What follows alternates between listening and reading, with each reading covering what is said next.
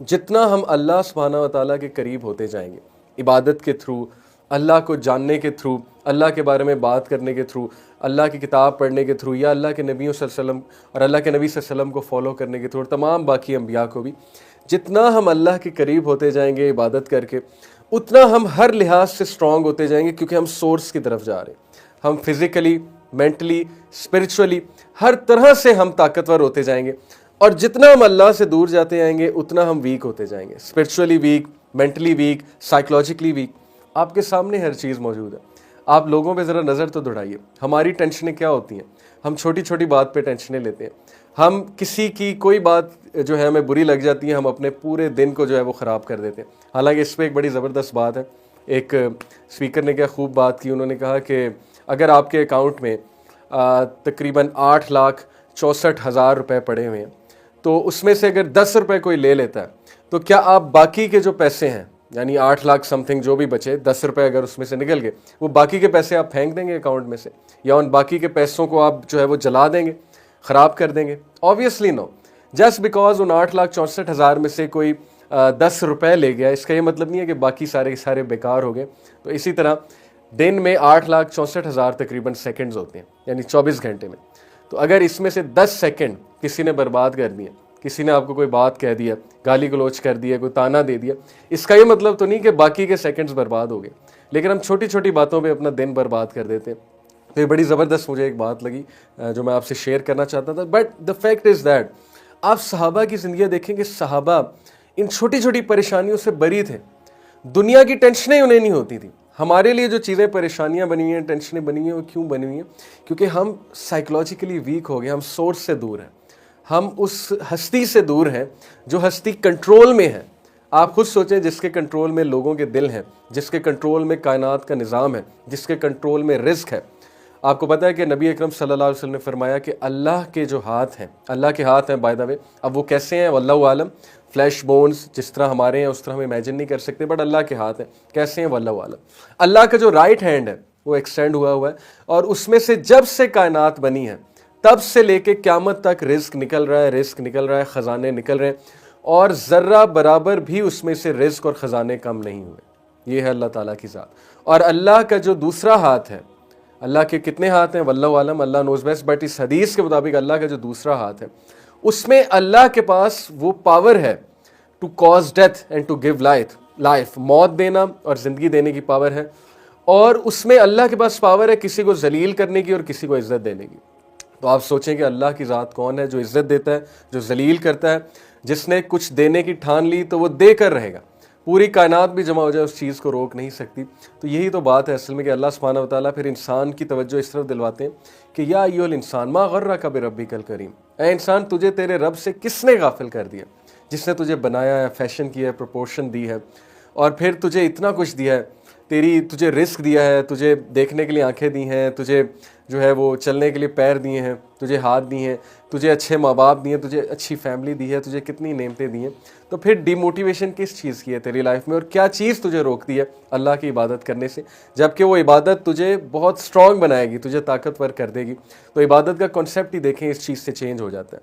यकीन कीजिए कि जितना आप अल्लाह के करीब होंगे उतना आप स्ट्रॉन्ग होंगे, जितना आप अल्लाह से दूर होंगे उतने वीक होंगे, उतनी टेंशनें ज़्यादा होंगी, उतनी लोगों की बातें ज़्यादा अफेक्ट करेंगी, उतनी जो है वो हम पे परेशानी ज़्यादा हावी होगी। It is as simple as that. और सहाबा की बहुत सी मिसालें हैं कि वो दुनिया से बरी थे, लोग बड़ी बड़ी बातें उन्हें कर जाते थे, वो आगे से मुस्कुरा रहे होते थे, क्योंकि उनकी नज़र उस मिशन पे लगी हुई थी जो मिशन बहुत बड़ा है। और मिशन है कि इंसानियत की खिदमत, और इंसानियत को खुश रखना है, और अल्लाह को खुश रखने के लिए ज़ाहिर है इंसानों की खिदमत करनी है, और इंसानों को इंसाफ देना है, और पूरी कायनात में, पूरी दुनिया में जो है वो इंसाफ का निज़ाम कायम करना है, थिंग्स लाइक दैट। सो ये जो मैंने आपको एनिमल्स की एग्जांपल दी है, ये देने का मकसद ये था कि आप जान लें कि हमसे स्ट्रेंथ में हमसे बहुत ज़्यादा एनिमल्स, लेकिन इबादत की जब बात होगी तो ह्यूमन बीइंग जो है इबादत में बहुत अफजल है। अब आप इमेजिन करें कि ट्रिलियन प्लैनेट्स हैं हमारी गैलेक्सी में सिर्फ, ओके, अगर हम सिर्फ अपनी गैलेक्सी की बात करें, there are trillions of planets, trillion is a big number.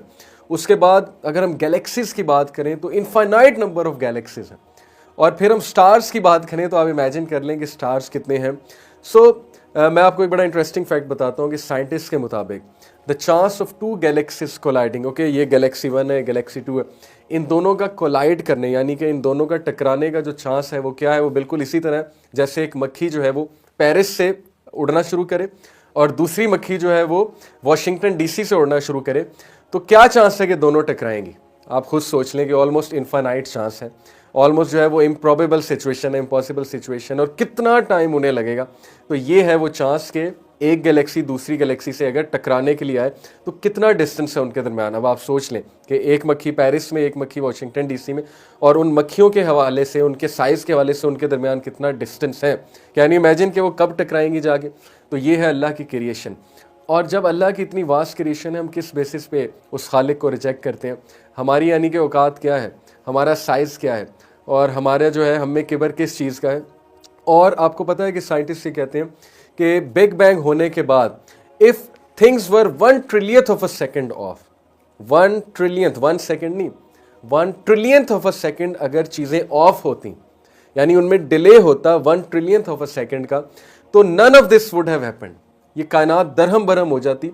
तो ये निज़ाम कहाँ से आ रहा है, ये ऑर्डर कहाँ से आ रहा है यूनिवर्स में? यूनिवर्स ऑर्डर के साथ क्रिएट की गई है। हर चीज़ में, क्रिएशन में यूनिटी आपको नज़र आ रही है, क्रिएशन में आपको जो है वो एक परफेक्ट डिज़ाइन नज़र आ रहा है। Who is controlling it? कौन कंट्रोल कर रहा है? कौन इन चीज़ों को हुक्म दे रहा है? कौन इन चीज़ों को गवर्न कर रहा है? आपको पता है कि मूसा अलैहिस्सलाम ने एक बार अल्लाह सुब्हानहू व तआला से पूछा, मूसा अलैहिस्सलाम बहुत से क्वेश्चन पूछते थे अल्लाह से, तो मूसा अलैहिस्सलाम ने एक बार अल्लाह से पूछा कि अल्लाह आपको नींद नहीं आती, आपको ऊँघ नहीं आती? तो ये बड़ा क्यूट सा क्वेश्चन है। तो अल्लाह सुब्हानहू व तआला ने कहा कि मूसा आप ऐसा कीजिए कि एक नाजुक सी चीज़ पकड़ के खड़े हो जाइए, और आपने सोना नहीं है।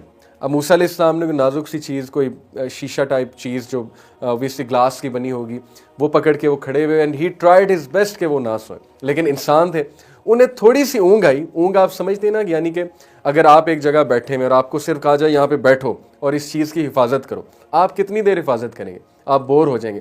आप 8 घंटे हिफाजत कर लेंगे, 10 घंटे हिफाजत कर लेंगे, उसके बाद आपको ऊँघ आएगी आएगी। मूसा अलैहिस्सलाम को ऊँघ आई और वो चीज़ नीचे गिरी और किरची किरची हो गई। तो अल्लाह सुब्हानहू व तआला ने मूसा अलैहिस्सलाम को कहा कि मूसा, if I was to sleep, अगर मुझे नींद आए या मुझे ऊँघ आए तो कायनात का ये हिसाब किताब होगा, यानी कायनात किरची किरची हो जाएगी अगर मुझे ऊँघ आ जाएगी। तो सोचें कि अल्लाह कौन है? अल्लाह अल क़य्यूम है, कायम रहने वाला है, और इंसान जो है ये फ़ानी होने वाला है। तो हम किस बेसिस पे अल्लाह सुब्हानहू व तआला को जो है वो रिजेक्ट करते हैं? And how could we exist scientifically? अगर वी टॉक साइंटिफिक पॉसिबिलिटीज़, तो आपको पता है कि there are over 200 parameters necessary for a planet to support life. 200 known parameters हैं इससे पहले कि हम किसी प्लैनेट को डिक्लेयर करें कि यहाँ पे लाइफ सपोर्ट हो सकती है। और साइंस और नासा अभी तक इस खोज में लगे हुए कि वो प्लैनेट कौन सा है। अर्थ तो है ही, लेकिन अर्थ के अलावा वो कौन सा है? सो हाउ कम किसने हमें यहाँ पे भेजा है?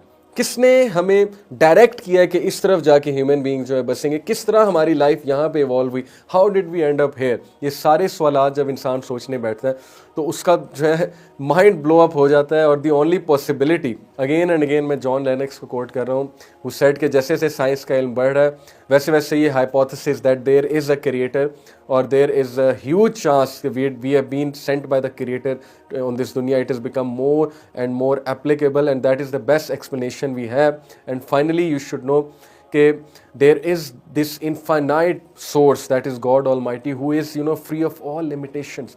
तो साइंस